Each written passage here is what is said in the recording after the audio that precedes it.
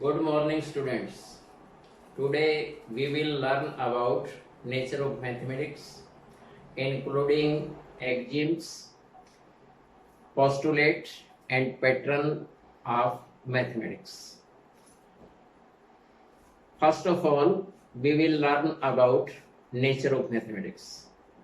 Number one, mathematics is science of space, numbers, magnitude, and measurement. गणित एक विज्ञान है स्पेस का, संख्याओं का, माप का, जिसके द्वारा इस प्रकार का माप और तोल किया जाता है। Number two, maths is on language. गणित की अपनी भाषा है। गणित किसी भी भाषा पे डिपेंडेंट नहीं है। गणित की अपनी एक भाषा है। Number three, systemised, organised and exact branch of science. गणित सिस्टम के हिसाब से चलता है, ऑर्गेनाइज्ड होता है और विज्ञान का एक निश्चित भाग है। Conversion of abstract concept to concrete form. इसके द्वारा एब्स्ट्रैक्ट से कंक्रीट की ओर, मतलब मुश्किल से आसान की ओर या आसान से मुश्किल की ओर चला जाता है। Science of logical reasoning. विज्ञान जो होता है उसके अंदर लॉजिक होता है। इसी प्रकार मैथमेटिक्स के अंदर भी जो भी कहा जाता है उसका एक लॉजिक होता है, उसको हम अच्छे ढंग से प्रस्तुत कर सकते हैं। Next, does not leave any doubt in the learned mind. Mathematics के अंदर या गणित विषय के अंदर पढ़ने वाले के दिमाग में किसी भी प्रकार का कोई डाउट नहीं रहता है। Next, habit of self confidence and self reliance.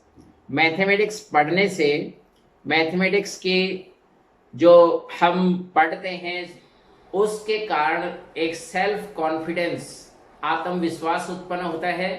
अपने अंदर एक स्वयं के अंदर विश्वास जागृत होता है। Next, development of sense of appreciation.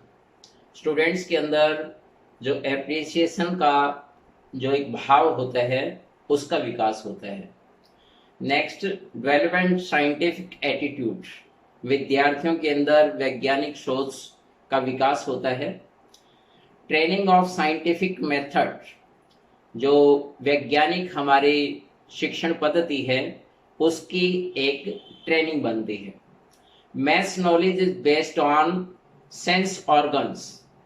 गणित का जो विज्ञान है उससे हमारी जो ऑर्गन्स की जो सेंस होती है उसका नॉलेज बढ़ता है। Accurate and reliable knowledge. गणित विषय के अंदर जो भी पढ़ाया जाता है या जो विद्यार्थी पढ़ते हैं उसके अंदर जो निश्चित नॉलेज है वो एक्यूरेट होता है। उसके अंदर किसी भी प्रकार की कोई इधर उधर की बातें नहीं हो सकती। Rules, laws and formulae are universal. जो भी गणित विषय के अंदर नियम हैं, लॉज हैं और फॉर्मूले हैं वो निश्चित हैं। Develop ability of induction, deduction and generalisation.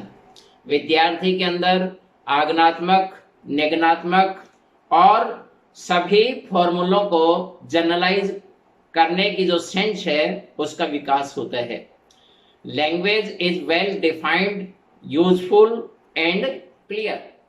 जो गणित की भाषा है वो अच्छी तरह से डेवलप होती है, लाभदायक होती है और बिल्कुल स्पष्ट होती है। Now we will learn about axioms and postulates.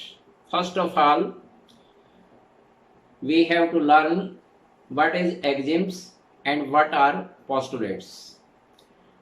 Axioms and postulates are self universal truths which should not be proved. Postulates are used mainly in geometry, but axioms are not this specific type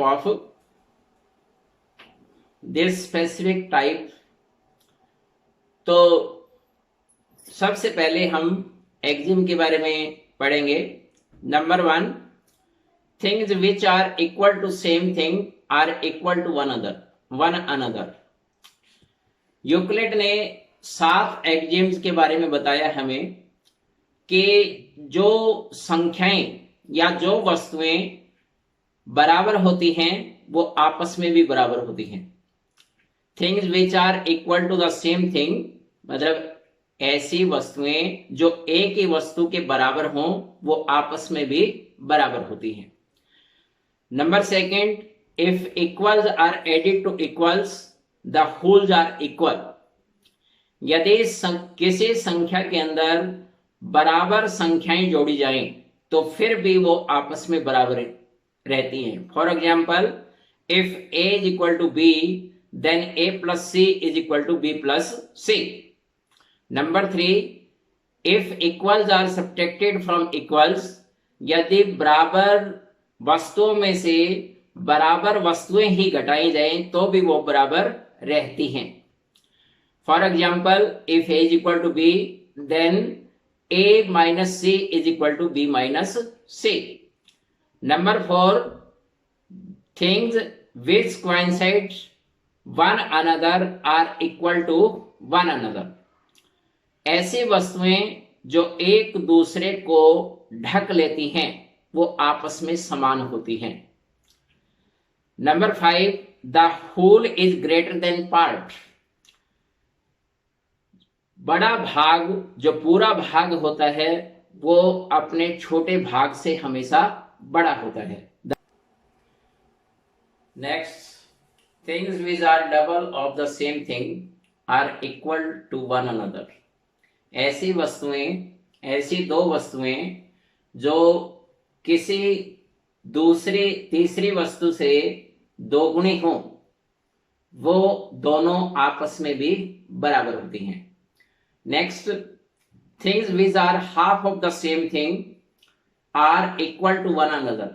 इसी प्रकार यदि दो वस्तुएं किसी तीसरी वस्तु से आधी हों तो वे पहली दोनों वस्तुएं भी आपस में बराबर होती हैं। Now we will learn about postulate. Number 1, a straight line may be drawn from any one point to another point. एक रेखा दूसरी रेखा तक खींची जा सकती है। Number 2, a terminating line segment can be produced indefinitely in both sides. एक लाइन सेगमेंट जो होती है जो एक लाइन सेगमेंट होती है वो दोनों तरफ से असीमित रूप से बढ़ाई जा सकती है। A circle can be drawn with any center and any radius. एक सर्कल किसी भी बिंदु को सेंटर लेकर और कितना भी रेडियस लेकर खींचा जा सकता है। Number 4, all right angles are equal. सभी समकोण जो होते हैं बराबर होते हैं, चाहे वो साइज में बड़े दिखाई दे रहे हों चाहे छोटे दिखाई दे रहे हों, लेकिन सभी का माप 90 डिग्री होता है। Number 5, if A straight line falling up on another two straight lines makes two interior angle on the same side of it taken together less than two right angles, then two straight lines meet on the side on which the sum of angle is less than two right angles. इसका अर्थ ये है कि यदि एक straight line एक सीधी रेखा दो अन्य सीधी रेखाओं पर गिरती हो तो उसके दोनों ओर दो दो कोण बनते हैं और जिस साइड में दोनों कोणों का जोड़ 180 डिग्री से कम होता है वो दोनों रेखाएं उस साइड में आगे बढ़ाने से किसी न किसी पॉइंट पर जाकर मिल जाती हैं। These are the postulate and axioms which are written in the Euclid's books. Thank you.